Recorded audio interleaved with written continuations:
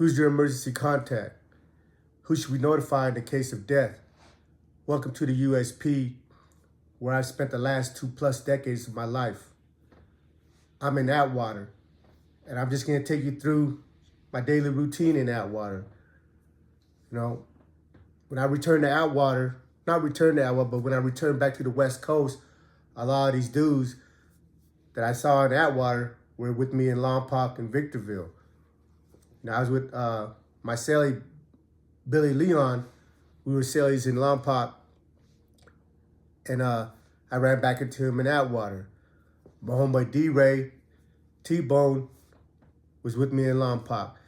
And there was a few other people. Chris Parker from Old Park, Blood Gang. He was over there in Atwater. So I felt more like at home in Atwater because I just knew everybody that I've been doing time with out on the West Coast.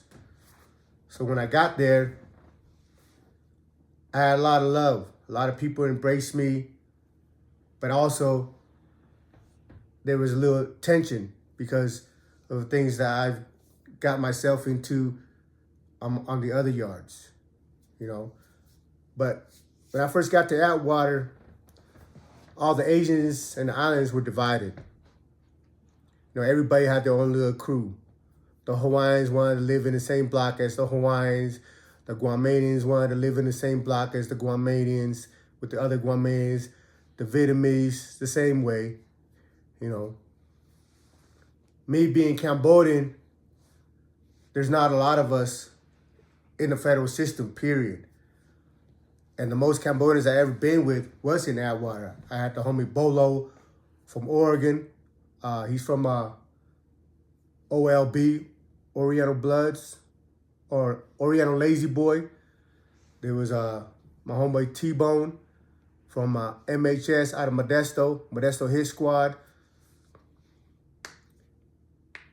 And I think that was it, just 3 of us at the time, But for me, that I try to emphasize and was able to later on down the road was that it doesn't matter if we're Vietnamese, Chinese, Hawaiian, Islander. If we're going to ride in the same car, then we'd have to have an understanding that once you declare yourself off the bus, you're the homie. We check your paperwork.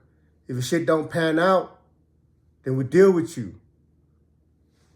But if you get cleared, your paperwork is cleared, then we expect certain standards. Because us being Asian Islander, we don't fall into the Mexican, white, and black hate groups. Because in California, the Sureños and the Crips, it's mandatory for them to have tables, TVs, or whatever as far apart from each other as possible. That's mandatory. And in the next couple episodes, I'll tell you that when I say mandatory, they expect that. And if you don't accommodate them, shit's gonna pop off. But being Asian and Islander over there, we're able to move around and affiliate with every group, every walks of life. I have good friends that have swastikas on their neck. I got Blood and Crips homie. I got GD homies, P-Stone, Vice Lords, Latin Kings. Because I don't have that animosity that are instilled in them because of their prior histories with all these other groups. I'm a kid from Utah. From the top, they don't perceive me as a threat because I'm not one of any of the rival gangs that they have conflict with. And then once they got to know me and see how I conduct myself, it was easy for them to embrace me. So me being me and the way I conduct myself allowed me to be able to do my time the way I wanted to do it and have fun doing it. Sometimes I joke around when we're in a cell, smoking and drinking and kicking it. Like, man, if my judge could see me right now, not miserable, she'd be mad because she sends me to the time that she did and to the places she did.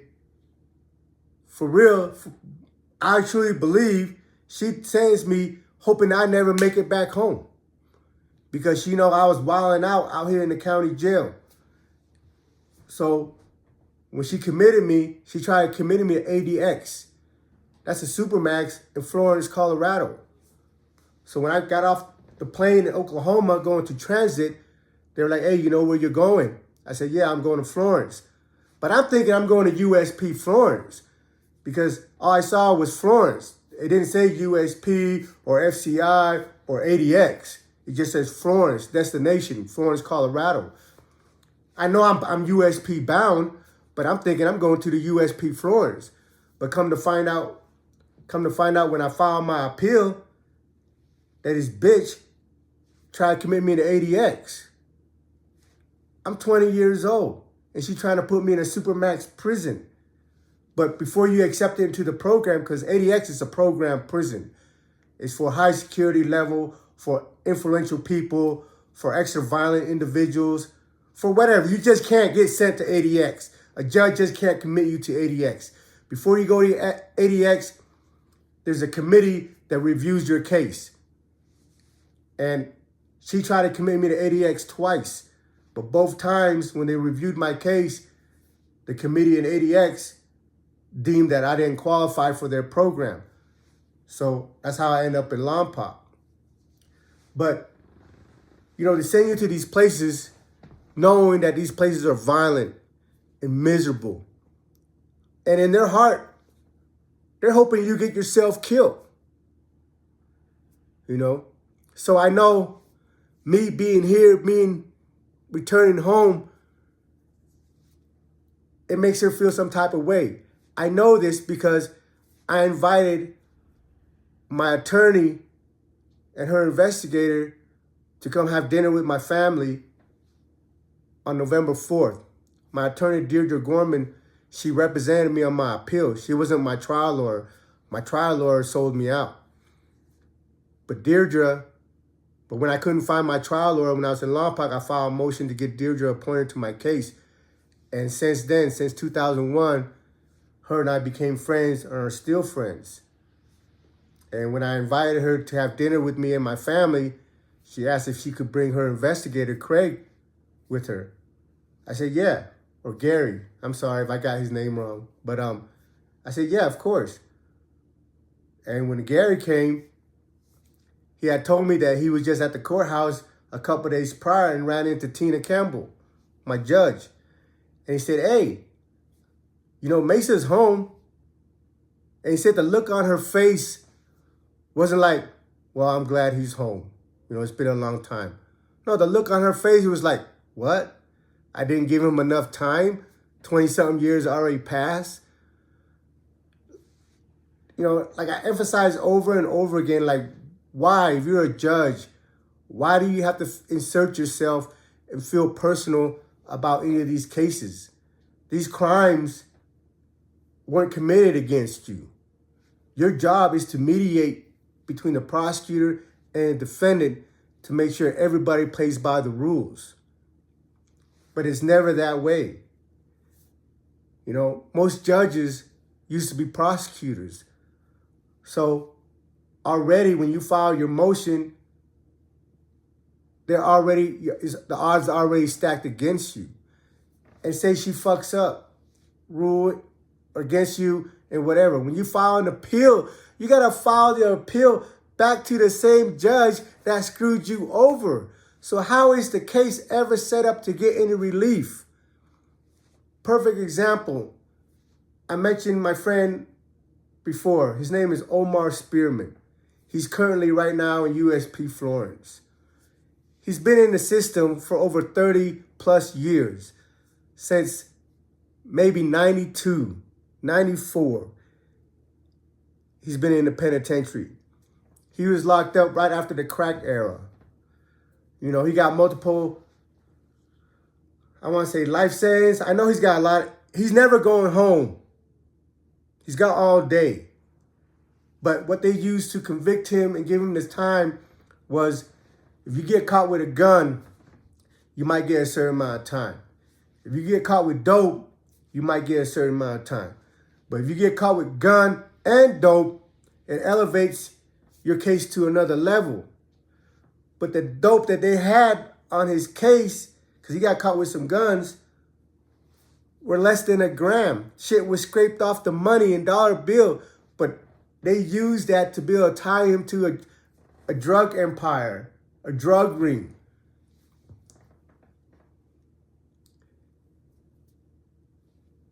And the judge that sentenced him already passed away. He died a few years back. And I don't know the judge's name, but this judge, before he died, he left a note to the next judge that's taking his place. Do not let this guy out. Why? You're moving on to a next life, to another existence. And you're still worried about what's going on over here? Omar never committed any crime against this judge, but yet the judge feels as his responsibility, as his duty to keep my friend from ever coming home. He been in there since he was 19 years old. He's 52 now, maybe even older. All these cases that's come down through these last few years has been in his favor. But because what he was doing, he was a youngster, they felt that he's a danger to the community. And they're scared of him. So they don't want to let him out. But what you want doesn't matter. If the law says I should get relief because you screwed me over, you should honor that. So if not, why else have those laws in the books? Because they know when they deny your appeal, it makes you start all over, and that process can take anywhere between 2 to another 5 years. I haven't been a career offender since 2001. 2004, more case laws came in my favor. And yet, I never won one motion. Got stuck for every single day of my bid. I lost 636 days good time for all the infractions that I committed in there. Even after that, I was supposed to get a year halfway house. Supposed to been home back in last August 2021 and didn't even get that because the halfway house out here denied me because they said that I was too violent. But you got people that's got murder on their case that got released from prison and went to a halfway house. So it's just hard for me to understand, comprehend why you feel personal, why you taking things personal, I don't know nobody at the halfway house. I don't know the judge. Never done nothing to her. But yet, she took the things I did personal. You know. But even then,